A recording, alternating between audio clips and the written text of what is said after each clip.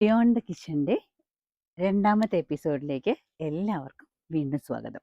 കഴിഞ്ഞ എപ്പിസോഡിൽ ഋഷികേശിലെ ഗംഗാ ആരതിയുടെ ദിവ്യമായ അനുഭവം നമ്മൾ ഒന്നിച്ച് കണ്ടു.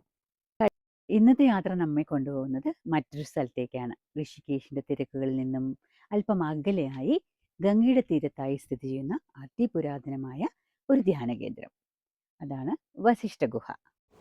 ഗംഗയുടെ തീരത്തുകൂടി യാത്ര ചെയ്യുമ്പോൾ പ്രകൃതി പതിയെ മറ്റൊരു ലോകത്തേക്ക് നമ്മെ കൂട്ടിക്കൊണ്ടുപോകുന്നത് പോലെ തോന്നി. അതാണ് വസിഷ്ഠ ഗുഹ. നൂറ്റാണ്ടുകളുടെ ചരിത്രവും ആത്മീയതയും ഇന്നും ശ്വാസമെടുക്കുന്ന ഒരു വിശുദ്ധ ഇടം.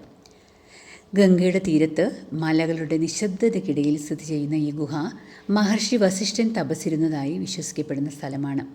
പുറത്ത് ഗംഗ അനന്തമായി ഒഴുകിക്കൊണ്ടിരിക്കുമ്പോൾ ഗുഹയ്ക്കുള്ളിൽ സമയം പോലും നിശ്ചലമായതുപോലെ തോന്നും. ഇരുട്ട് നിറഞ്ഞ ആ വഴിയിലൂടെ അകത്തേക്ക് നടക്കുമ്പോൾ ഓരോ ചുവടിലും ലോകത്തിൻ്റെ ശബ്ദങ്ങൾ പതിയെ പിന്നിലാകുന്നു.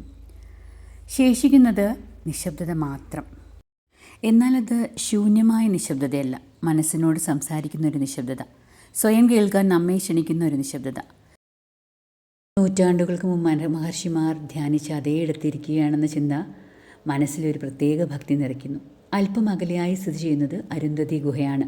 വസിഷ്ഠ മഹർഷിയുടെ പത്നിയായ അരുന്ധതിയുടെ ധ്യാനസ്ഥലമായി അറിയപ്പെടുന്ന ഈ ചെറിയ ഗുഹ ഇന്നും ഇതേ ശാന്തതയുടെ കഥ പറയുന്നുണ്ട്. ലോകത്തിൻ്റെ തിരക്കുകളിൽ നിന്ന് ഒരു നിമിഷം മാറി നിന്ന് സ്വന്തം മനസ്സിലേക്കൊരു യാത്ര പോകണമെങ്കിൽ വസിഷ്ഠ ഗുഹ അതിനുള്ളൊരു മനോഹരമായ ക്ഷണമാണ്. ഇവിടെ എത്തുമ്പോൾ നമ്മളൊരു സ്ഥലം സന്ദർശിക്കുന്നില്ല, മറിച്ച് നമ്മളെ തന്നെ കണ്ടെത്താനുള്ളൊരു യാത്ര ആരംഭിക്കുകയാണ്.